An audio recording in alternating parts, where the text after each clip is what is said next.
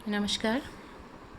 आज हम पढ़ेंगे अलाउद्दीन खिलजी के पार्ट 3 में अलाउद्दीन खिलजी के आर्थिक सुधारों के बारे में और खिलजी वंश के पतन के बारे में। पार्ट 1 में हमने पढ़ा था अलाउद्दीन खिलजी का प्रारंभिक जीवन और उसका राजत्व सिद्धांत, उसके सैनिक अभियान और मंगोल आक्रमण के बारे में। पार्ट 2 में हमने पढ़ा अलाउद्दीन खिलजी के प्रशासनिक सुधार और उसकी भू राजस्व व्यवस्था के बारे में। तो इस पार्ट में हम पढ़ेंगे उसके आर्थिक सुधार और खिलजी वंश के पतन के बारे में। अलाउद्दीन खिलजी ने एक विशाल सेना के रखरखाव हेतु आर्थिक सुधार किए और इस आर्थिक सुधार की जो जानकारी है, उसके बाजार नियंत्रण की जो जानकारी है, वो जियाउद्दीन बर्नी के तारीख़ फ़िरोज़शाही, ये ग्रंथ का नाम है। अमीर खुसरो का एक ग्रंथ है खज़ाइनुल फुतूह। इसामी ने फुतूहुस सलातीन लिखा और इब्न बतूता के रहला से इसके बाजार नियंत्रण की जानकारी मिलती है, इसके आर्थिक सुधार की जानकारी मिलती है। अब अलाउद्दीन खिलजी ने जो ये बाजार नियंत्रण लागू किया, उसका उद्देश्य था, बर्नी के अनुसार, बर्नी ये कहते हैं कि उसने अतिरिक्त बोझ डाले बिना सैनिक आवश्यकताओं को पूरा करने के उद्देश्य से बाजार नियंत्रण शुरू किया। अमीर खुसरो कहते हैं कि आम प्रजा को वो राहत पहुंचाना चाहता था, अलाउद्दीन आम प्रजा को राहत पहुंचाना चाहता था, इसीलिए उसने ये बाजार नियंत्रण प्रणाली शुरू करी।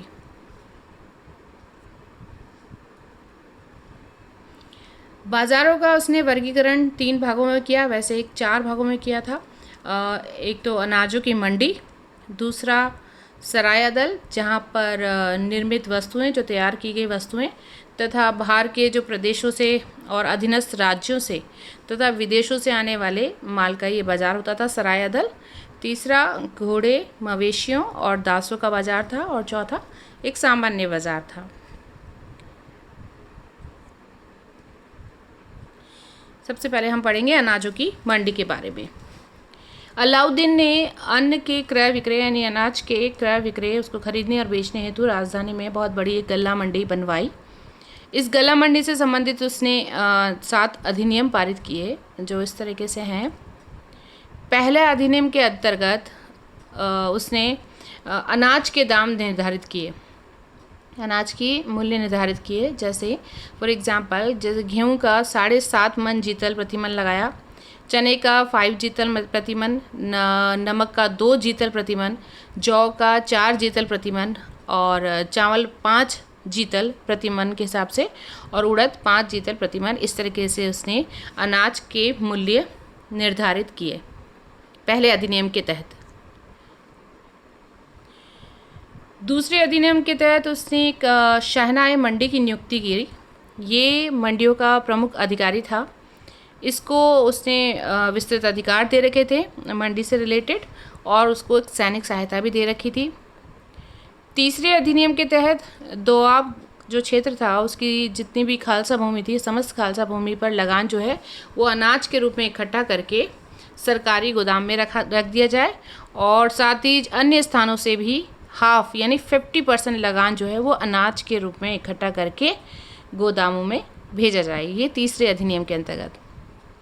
चौथा अधिनियम, इसके तहत घुमक्कड़ व्यापारियों के नेताओं पर कठोर निगरानी रखना तथा उन्हें यमुना नदी के किनारे ही रहने का आदेश दिया गया।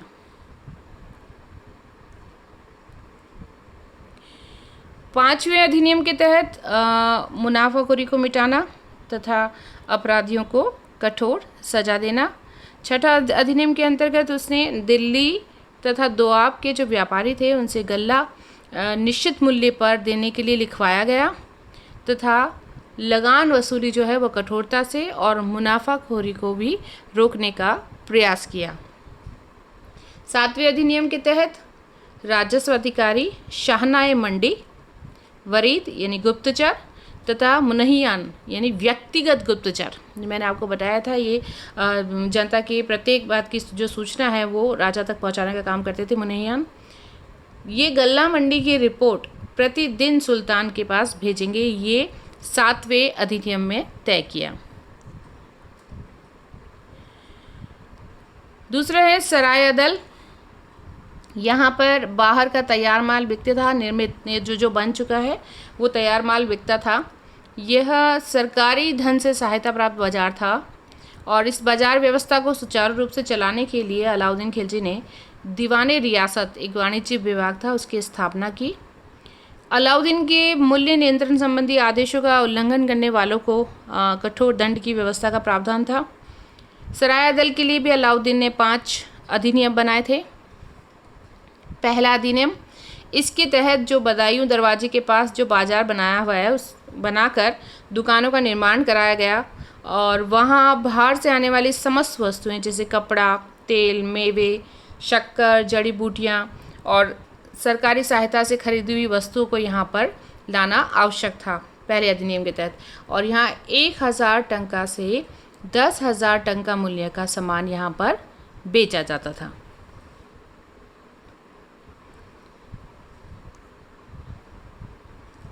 दूसरे अधिनियम के तहत विभिन्न वस्त्रों तथा अन्य सामानों का मूल्य निर्धारित किया गया जो इस तरीके से था, जैसे रेशमी कपड़ा, सूती कपड़ा और ये कई सारे सामान बिकते थे।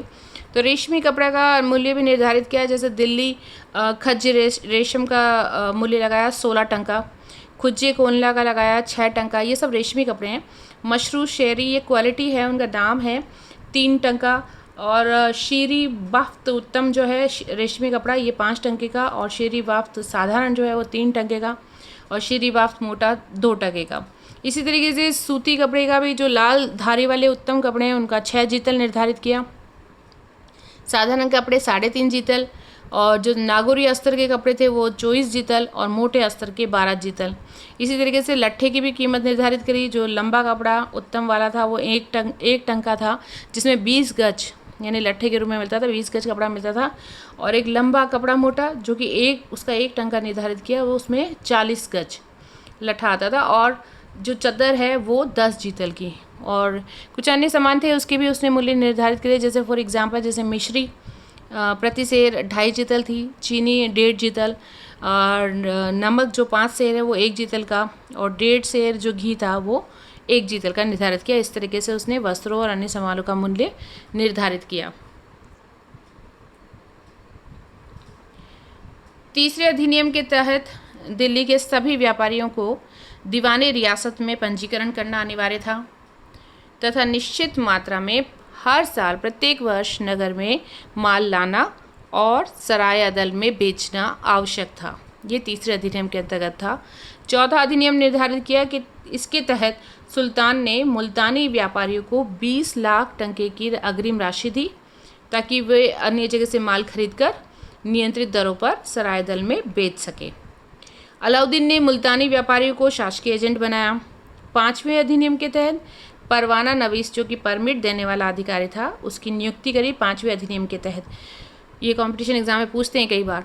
और संपन्न व्यक्तियों को आय के आधार पर बहुमूल्य वस्त्र खरीदने की अनुमति ये परवाना नवीस ही देता था, क्योंकि मूल्यवान वस्तुएं जो है वो संपन्न वर्ग के लोग ही पहन सकते थे। ऐसा काला बाजारी को रोकने के लिए किया गया था। ये जो परवाना नवीस की जो नियुक्ति कर रही थी वो काला बाजारी को रोकने के लिए की गई थी।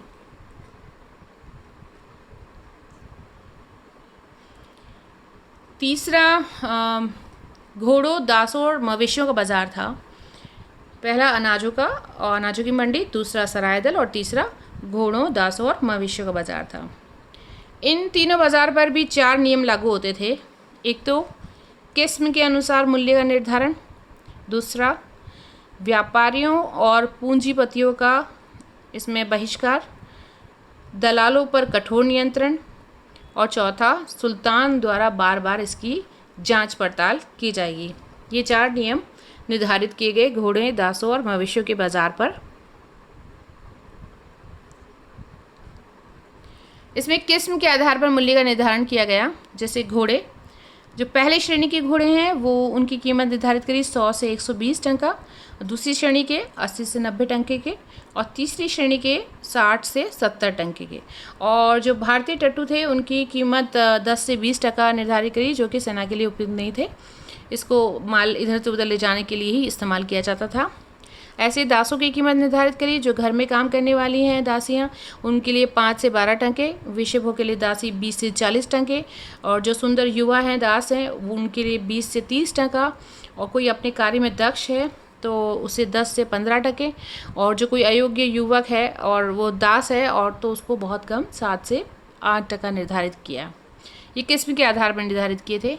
ऐसे मवेशियों की कीमत निर्धारित करी। जो उत्तम भारवाहक पशु था वो 4 या 5% का, दुधारू भैंस है तो वो 10 से 12% की, और दुधारू गाय है वो 3 से 4% का। भैंस की कीमत इसने ज़्यादा लगा रखी है देखिए।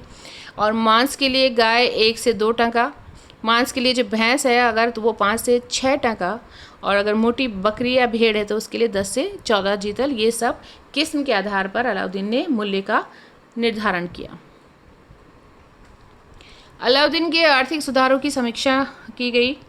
अलाउद्दीन की जो बाजार नियंत्रण प्रणाली थी वो अपने उद्देश्य में सफल भी रही। मूल्यों को नियंत्रित करके वह एक विशाल सेना रखने में सफल रहा। बर्नी के अनुसार उसने नियमों को कठोरतापूर्वक लागू किया, जो लागू किए जाने से और सुल्तान के भय से तथा अधिकारियों और कर्मचारियों की ईमानदारी से सुल्तान की जो नीति थी वो सफल रही, ऐसा बर्नी कहते हैं। बाजार नियंत्रण प्रणाली के गुण, इस बाजार नियंत्रण जो नीति है आर्थिक सुधार, इसके गुण, पहला तो ये था कि सुल्तान के लिए राजकोष पर अतिरिक्त भार डाले बिना विशाल सेना रखना संभव हो गया। दूसरा, जनता को सस्ते मूल्य पर वस्तुएं प्राप्त होने लगी। ये 2 गुण थे। एक तो बिना जनता पर भार डाले, बिना राजकोष पर भार डाले विशाल सेना रखना संभव हो गया, और जनता को सस्ते दर पर वस्तुएं प्राप्त होने लगी। इसके दोष, बाजार नियंत्रण प्रणाली के दोष, पहला, व्यापारियों, कारीगरों, किसानों, दस्तकारों आदि को सरकार को अपना माल बहुत सस्ते में बेचना पड़ता था, इसलिए उनकी आर्थिक दशा खराब हो गई। और व्यापारियों को निश्चित मूल्य पर माल बेचना पड़ता था, इसलिए उनका मुनाफा भी कम हो गया। तो ऐसे में वो व्यापार के प्रति उदासीन होने लगे, और जिससे व्यापार को भी धक्का पहुंचा।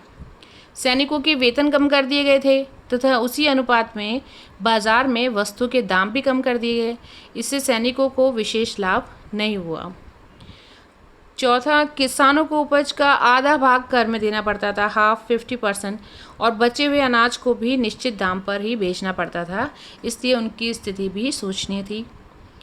सरकारी कर्मचारी भी हर छोटी बात पर दंडित किए जाने के कारण दुखी थे, और जनता में भी वो अलोकप्रिय हो गए थे। तो ये इसके बाजार नियंत्रण प्रणाली के दोष।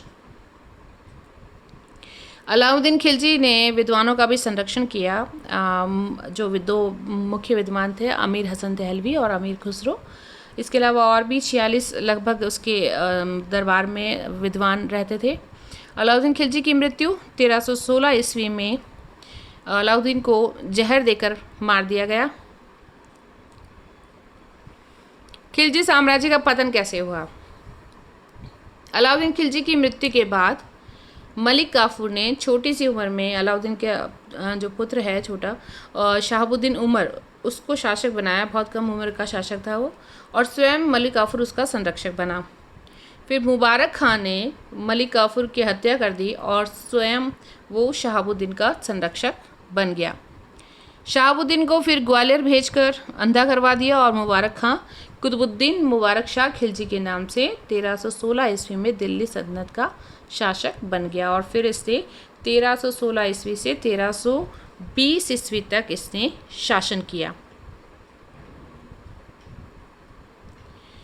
मुबारक शाह ने अलाउद्दीन के जितने भी कठोर आदेश थे उनको रद्द कर दिया।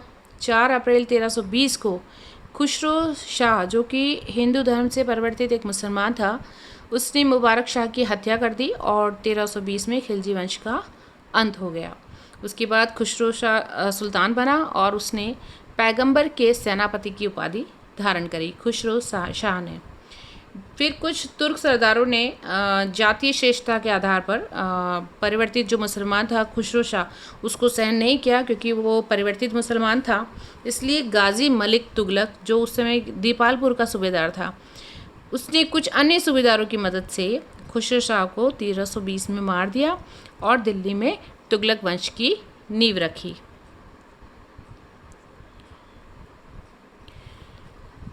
इसके खिलजी वंश के पतन के लिए उत्तरदायी कारण क्या क्या रहे हैं? एक तो अलाउद्दीन खिलजी की निरंकुश शासन प्रणाली। अब तक हम पढ़ते आए हैं अलाउद्दीन ने कैसे शासन चलाया। उसके अयोग्य और दुर्बल शासक जो अलाउद्दीन खिलजी के बाद इतने मजबूत शासक नहीं रहे। आम जनता का राजा के प्रति विद्वेष, इसके अलावा दरबारियों का षड्यंत्र जो अलाउद्दीन खिलजी शुरू से ही फेस करता आ रहा था, और नियमहीन उत्तराधिकारिता, ये सब रीज़न थे खिलजी वंश के पतन के कारण। ये कुछ पिक्चर मैंने आपके लिए निकाली हैं, अलाउद्दीन खिलजी द्वारा निर्मित हैं।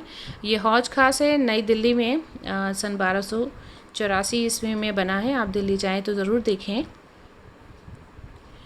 दूसरी इमारत सीरी दुर्ग, बताया था मैंने आपको, सीरी का दुर्गीकरण किया गया मंगोल आक्रमण से सुरक्षा हेतु। ये भी अलाउद्दीन खिलजी द्वारा निर्मित है, दिल्ली में है, सन 1303 ईस्वी में ये बनाई गई। एक अन्य इमारत अलाई दरवाज़ा, ये दिल्ली में ही है, सन 1311 में अलाउद्दीन खिलजी द्वारा निर्मित है। So that's all about Alauddin Khilji. Thank you.